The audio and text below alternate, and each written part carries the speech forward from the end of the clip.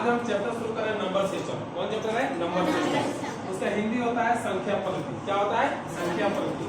उसमें सबसे पहले हमको पढ़ना है प्राकृत संख्या। क्या पढ़ना है? प्राकृत संख्या, जिसको इंग्लिश में बोलते हैं नेचुरल नंबर। क्या बोलते हैं? अब हम जानेंगे कि नेचुरल नंबर किसे कहते हैं, प्राकृत संख्या किसे कहा जाता है। तो वैसी संख्या जो एक से अनंत तक की संख्या को प्राकृत संख्या कहा जाता है। वैसी संख्या जो एक से शुरू होता है और वह अनंत तक जाता है, उसी संख्या को क्या कहते हैं? प्राकृत संख्या कहते हैं।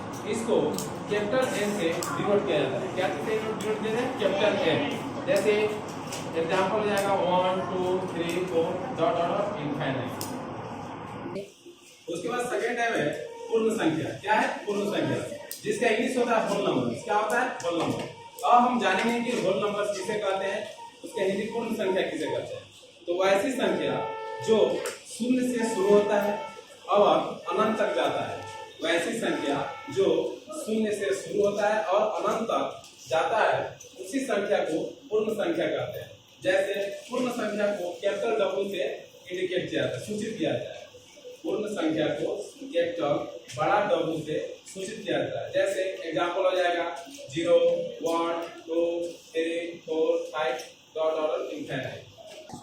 फिर तीसरा जानेंगे पूर्णांक संख्या। तीसरा क्या जानेंगे? पूर्णांक संख्या, जिसको इंग्लिश में इंटीजर्स बोलते हैं। क्या बोलते हैं? इंटीजर। तो इन पूर्णांक संख्या किसे कहते हैं?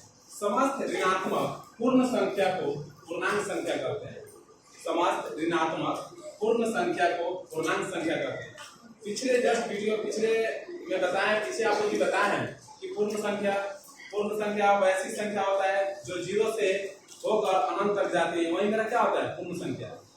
सिर्फ अब इसमें पूर्णांक संख्या में करना क्या है, हमको बस निगेटिव यानी ऋणात्मक संख्या क्या करना है? मिला देना। वही मेरा क्या हो जाता है? पूर्णांक संख्या। तो समस्त ऋणात्मक पूर्ण संख्या को पूर्णांक संख्या कहते हैं। इसको आई से सूचित किया जाता है। जैसे एग्जांपल हो जाएगा -2 -1 0 1 2 डॉट इनफाइनाइट। बताएंगे आप लोगों को परिमेय संख्या। क्या है? परिमेय संख्या। परिमेय संख्या के लिए जानेंगे रेशनल नंबर। अब हम जानेंगे कि परिमेय संख्या या रेशनल नंबर किसे कहते हैं। तो वैसी संख्या जो p/q के रूप में लिखा जाता है, वैसी संख्या जो p/q के रूप में लिखा जाता हो, उसे परिमेय संख्या कहते हैं। जैसे एग्जांपल हो जाएगा 2/3 -3 0/2 पाई इत्यादि। अब हम जानेंगे पाई क्या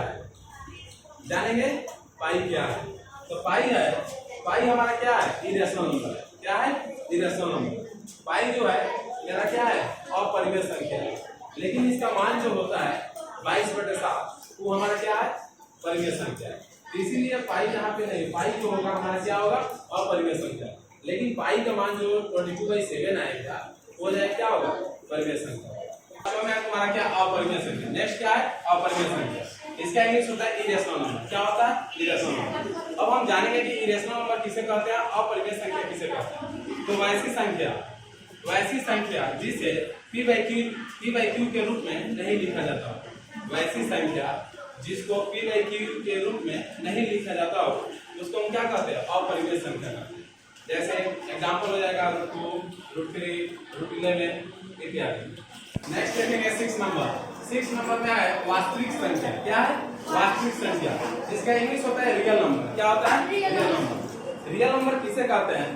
परिमेय और अपरिमेय संख्या मिलकर वास्तविक संख्या कहलाती है। परिमेय और अपरिमेय संख्या मिलकर वास्तविक संख्या कहलाती है। जैसे एग्जांपल में आपका हो जाएगा √3 अपरिमेय संख्या होगा, √5 अपरिमेय संख्या होगा, 3 परिमेय संख्या, 2/9 परिमेय संख्या। तभी बताएं कि रियल नंबर क्या है। रियल नंबर परिमेय संख्या और अपरिमेय संख्या दोनों आपस में मिलकर क्या होते हैं? वास्तविक संख्या कहलाते हैं।